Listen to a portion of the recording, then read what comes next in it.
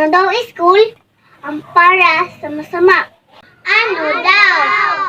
Idi, iskulungan.